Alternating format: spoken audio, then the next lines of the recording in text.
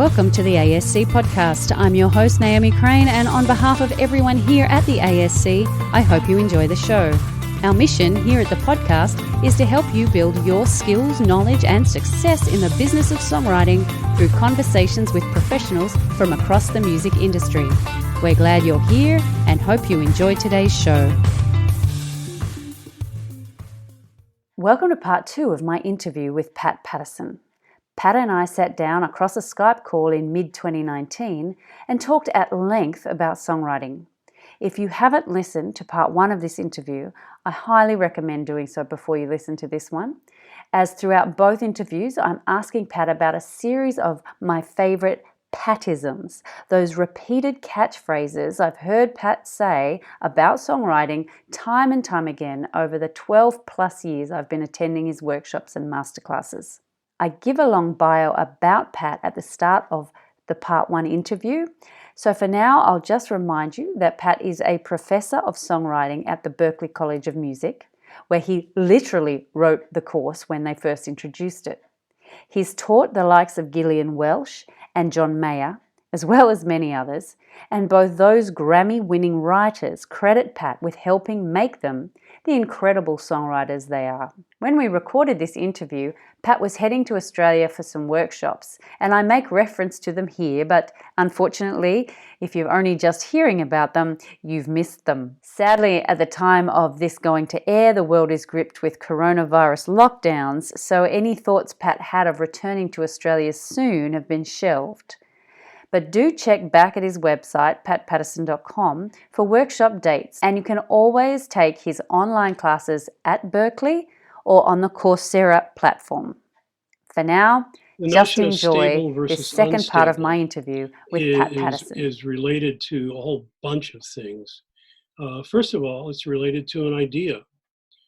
So if I say, hey, Naomi, it's really great to see you. I have really fond memories of our interactions in class and outside of class. You know, you've been a real shining light in my life. And I mean that. Okay? So I would say that because I want you to believe what I say, that I am going to try to make the sections of my song feel like I really mean them. So it's likely that I'm going to be using even numbers of lines in my sections, because if I say how much I respect and admire you in a 3-line sequence that feels like it's missing something, then that 3-line sequence is going to, like a film score, say, yeah, not really. So I'll want it to be 4 lines. I'll want the 4 lines to be equal length, or if they're not equal length, to create a sequence of, say, long, short, long, short. I'll want there to be a stable rhyme scheme, AABB or ABAB, and I want the rhymes to be as perfect as possible. I'll also make melodic and harmonic decisions, all based on me really meaning it and really wanting you to understand how much you mean to me. If, on the other hand, the idea is I really value every interaction that we've had, but you know, I really think that we should start seeing other people. I think you need to start seeing other songwriting teachers. No.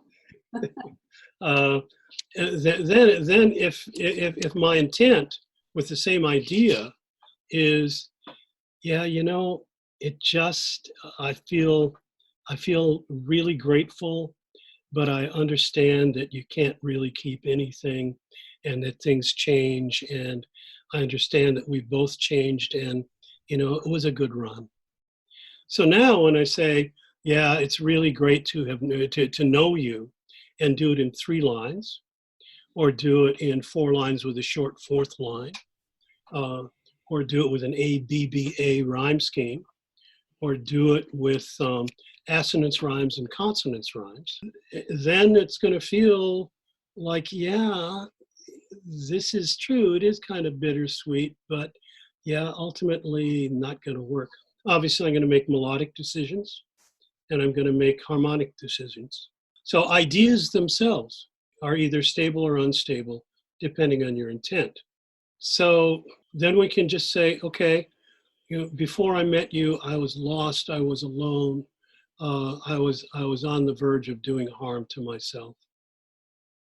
It's an unstable idea.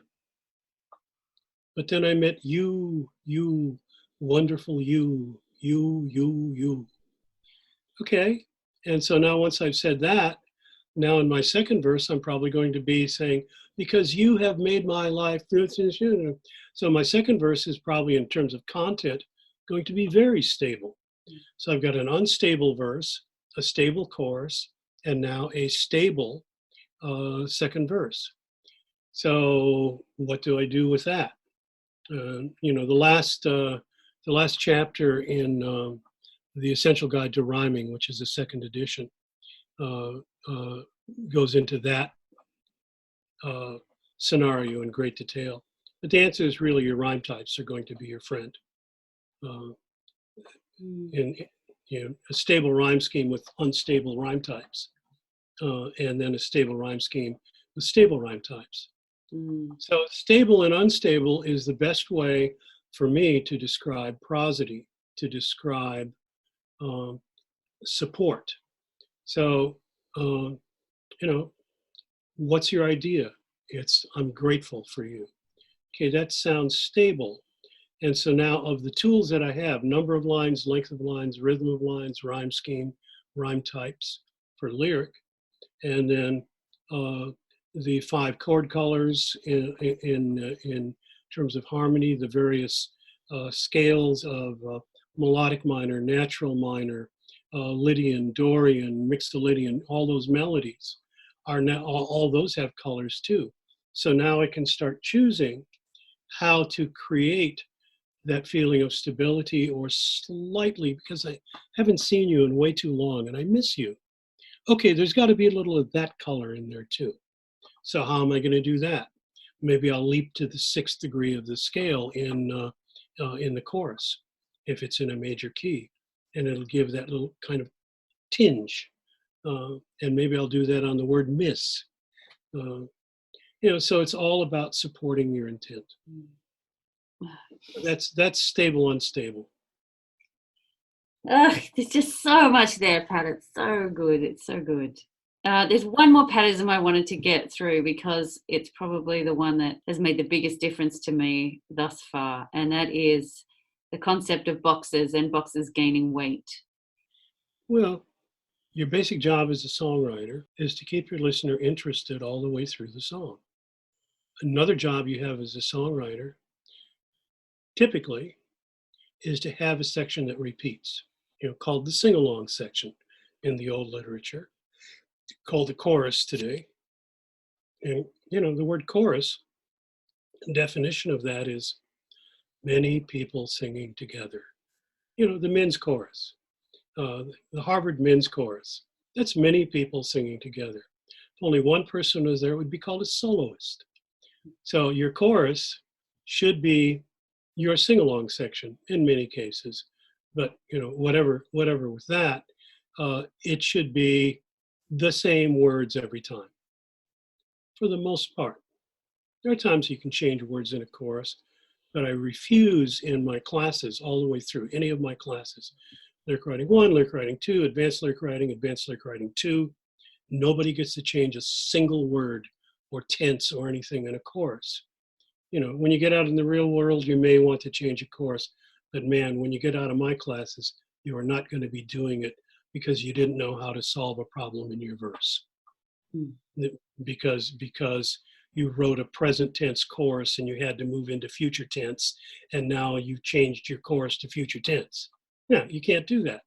I want you to, this is the gym. You're toning your muscles. Come on, suck it up, princess.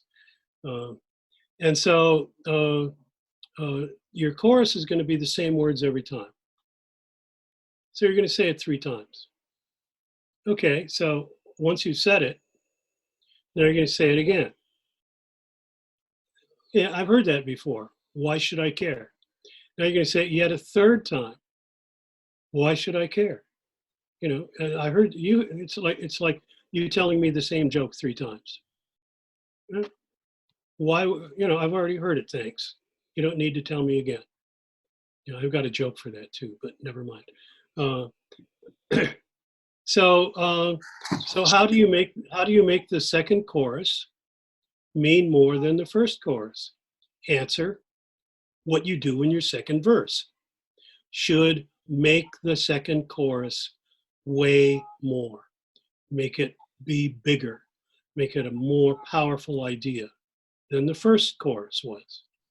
And then you get to the last chorus from the bridge, say, and the bridge should now bring in an idea that makes your last chorus have even more impact, but still relates to everything else. So, for example, Naomi, you look really happy. Are you that happy? I mean, I can see it in your eyes, but I don't know. I mean, can you be that happy? Listen, I don't mean to pry, but I just want to know. I just want to know. Yeah, yeah, yeah. I just want to know. So there's the first chorus. So you look happy. What's up? How's things going? I just want to know. Because when you left me and moved in with that other guy, that was really quick. And I just, that picture of us down by the river that you keep on your dresser. When I was out of town, did you invite him over? And what'd you do with that picture? Did you put it in the drawer or something? I know it doesn't matter now, but I just want to know. I just want to know. I just want to know. Because when we first got together, remember, I said to you, listen, I really want you to be able to tell me everything, and I want to be able to tell you everything. It just doesn't make sense if I lie to you and you tell me that you love me. I didn't even let you know me, so I can't possibly believe you love me because I've been hiding shit from you. You don't know the real me. So I can't believe you. Consequently, I want a relationship, as I told you, where we can tell each other everything. You could have told me about him. It's not like I would have tried to stop you. I just want to know. I just want to know. I just want to know. And so that phrase, the title, has grown and had more impact because of what I've done between choruses. And so that the boxes are, hey, what's up? I just want to know. Did you cheat? I just want to know. Honesty. I just want to know. Those are the boxes. And they guarantee that I just want to know is going to gain weight. So that when we're looking for titles, when I'm looking for a title, if I can't see a way of developing that idea through 2 or 3 boxes, if I can't figure out a way to do it, it does not go into my title book. It just doesn't. I have enough stuff in my title book that I know I can develop. So I'm not going to fool around with something. If it's a line that sounds really good and really interesting, I'll put it in my fragments book, but not in my title book. So the boxes is, it's developing motion. I've got 4 chapters on that in Writing Better Lyrics, about the boxes. And also, by the way, while we're here, a little plug for my free, did I say free? Yes, I said free, MOOC, my massive open online course through Coursera, Coursera.org. Go to that website, Coursera.org, and type in songwriting, and my course, songwriting, writing the lyrics, is going to come up first or second. Click on that. And if you want to take it totally free, just sign up as a audit. And you'll be able to watch all 46 videos of me talking for free. If you actually want to take the course and participate in it, it will cost you a whopping $29.95 or something like that. And then you get to do all the assignments and post your assignments and have people comment on them, and you comment on other people's assignments and take all the quizzes and all of that stuff. So it's, I've left very few arrows in my quiver in that course. So, there's a lot going on there. Oh, Pat, it's just brilliant. It's just talking to you is flooding my mind with all the things that I haven't been doing in my songwriting that I should have known better. And reminding me how brilliant it is to sit in your presence as you teach, and the depth of your knowledge and the expansiveness that songwriting has when you want to start looking at how to do it really well. I feel very lucky to have discovered you, because I understand songwriting in just such a different way. And I'm really looking forward to you coming out to Australia in August and hopefully getting to see you again. And that would be lovely. Thank you, thank you, thank you. I'm going to fire some things at you now. Humorously, I want to challenge what you like best. So give me the answer that pops into your head. Which do you prefer, Dylan or Cohen? Dylan, I think, has more versatility. Cohen is great, sang a bunch of his songs in my band, but ultimately he's a pretty dark flavor. And I like like a Rolling Stone and Tambourine Man, all of that stuff. I do think that Cohen was more consistently a great writer throughout his career than Dylan. So, that's on Leonard Cohen's side. He got better and better and better, and Dylan didn't. But still, yeah, it's pretty much a toss-up, depending on how I want to look at it. Lennon and McCartney or Bernie Taupin and Elton John? Lennon and McCartney. There was with Lennon and McCartney, it's more of a co-write. With Taupin and John, it's more a librettist and a composer. Bernie, I'm sure, many, many times was in the room with Elton when he was writing, but just as often he wasn't. And that's also true of Lennon and McCartney. But, it wasn't like either John or Paul would bring in a complete song. Mostly bring in something and get some input. And sometimes it was a complete song, but I think they were more consistently co-writing. And, it's true that Taupin and Elton John had Elton John, but the Beatles had George Martin. Joni Mitchell or Carole King? Yeah, well, it depends on whether I'm looking for art or I'm looking for a really strong pop song. I've spent so much time with Joni's music. She was one of the fodder for my Lit Crit course. Done a lot of looking at what she's done. But Joni's an artist, Carole King's a songwriter, and Carole King grooves, and Joni doesn't groove. So, no. Yeah, I don't know. Depends on the day. When critiquing a student's song, do you prefer putting the right final piece on the lyric to make it a finished product, or doing the first pass and seeing it leap forward? I don't understand the question. In my experience, having you critique my songs, in the early days, you did a few things that took that song a great leap forward because you fixed some major problems. The better I get, the smaller changes you make that polish it up so it doesn't jump as much, but it just shines that little bit more. I don't know which I'm more impressed with when I see you do that. The big leap forward at the start or the final polish.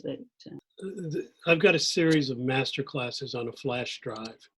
7 master classes on a flash drive. Do you have that? Yep. Okay. Right here, in fact. In those, I do both. In the Ali Rapetti thing, the first, 20, 25 minutes of that is talking about who's talking to whom and why. And so there's an inconsistency in point of view. And so we take care of that first. And that puts it a great leap forward. Mm-hmm. And then we start doing the polishing and doing setting stuff and a little bit of phrasing stuff, and then that's the polishing. So, one of the things that I like to do, one of my favorite things to do, is to do a master class and have it be 3 hours, 4 hours, something like that. I did a master class in New York a while ago, uh, and I did 3 songs in 4 hours. I mean, I love working with really good songs. So the first song was when she finished playing it, everybody sort of crossed their arms and kind of looked at me like, yeah, okay, what you got, idiot? And so 2.5 hours later, we finished the song. People were cheering. I did a master class in Nashville for NSAI. And Amy Speece, I don't know if you know that name, but she was signed to Judy Collins' label for a long time. Good songwriter. I work with her a bit. She came in to this 2-hour master class that I was doing and played this really great song. And 2 hours later, it was so much better. And it was really good to start out with. So that for me is a wonderful challenge, to take a really good song and then make those little changes, little setting changes, little melodic changes, little phrasing changes that'll really make it pop. I mean, in verse 2, you've got this melody, ba-da-da, dee-da-da-da, that happened in the first, oh, when you love, it's when you love, it's just the best. And when you love, it's just the best. So we got when and just as secondary stresses. And when you love, but the juice is on love and best. Okay, in my second verse, what if I write, you're mine, there's times the love will fade. So now I've got the 2 secondary stresses with all of the lyrical juice in those positions, and I'm going to be singing it to that same melody. And so what's going to happen there is that the secondary ideas are going to get all the musical juice. And so even though the syllabic rhythm of the 2 lines in verse 1 and verse 2 balance, the power positions don't. Mm-hmm. And so working on those power positions and seeing what can be done, either to rewrite line 2's lyric, or to rewrite, to flip the lyric in line 2 so that it actually works with the melodic power positions. There's a lot of that stuff that people really don't pay attention to in verse 2, because they've got verse 1. Now we've got the same melody, and you got to sing the same melody, and it's amazing how many outright missettings there are. But even if they're not misset, misplacement of secondary ideas in primary melodic places. So those are kinds of things you can look at in a master class. Yeah. But and there are other times when I'll do a seminar and I'll be spending an hour looking probably at 2 or 3 student songs, and in that I'll just grab something, maybe 1 or 2 things from each song, and make the song better, but not polish it. But just so people who are watching understand what tools they have available to them. That's the whole point. It's not about making the song better. It's about demonstrating how the tools work so that everybody in the room gets something out of it. A few more. A unique metaphor or a unique idea in a song? Well, I go for the unique idea unless the metaphor is Heartbreak Hotel. The